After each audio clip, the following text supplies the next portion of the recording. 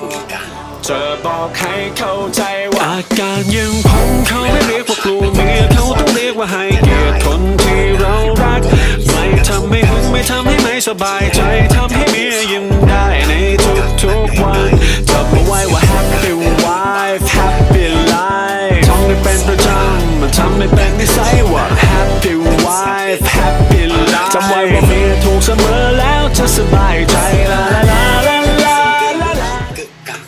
เข้ามาใกล้อยู่เรื่อย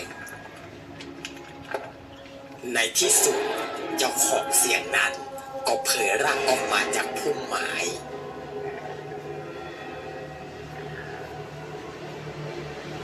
หมูป่าตัวใหญ่ซึ่งก็น่าจะมีอายุพอสมควรแล้วมันก็น่าจะอยู่มานานเพราะมันน่าจะเป็นหมูป่าตัวใหญ่สุดที่ทั้งสองพรานเคยเห็นซึ่งมันก็ตัวใหญ่เกินกว่าหมูป่าธรรมดาทั่วไปและมันก็มีเขี้ยวที่ยาวสวยงามเกินกว่าจะเป็นหมูหนุ่มพรานเทิดยกปืนขึ้นประทับบ่าและเล็งไปที่หมูร่างยักษ์ตัวนั้นทันทีแต่ก็มีมือของพรานสอนกดปืนของพรานเทิดลงเบาๆพร้อมกับส่งสายตาออกไปว่า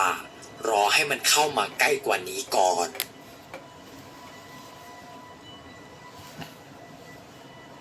หมูป่าร่างใหญ่ยังคงเดินลงมาที่ไร่ของพรานสอนมันเดินลุยเข้ามาโดยที่ไม่เกรงกลัวภัยอันตรายใดๆ เฮ้ยตกใจ แต่เราต้องการความช่วยเหลือของ Thank you เราสัญญาว่าเรามีปุ่มที่ดีกว่าทันเวลาพอดี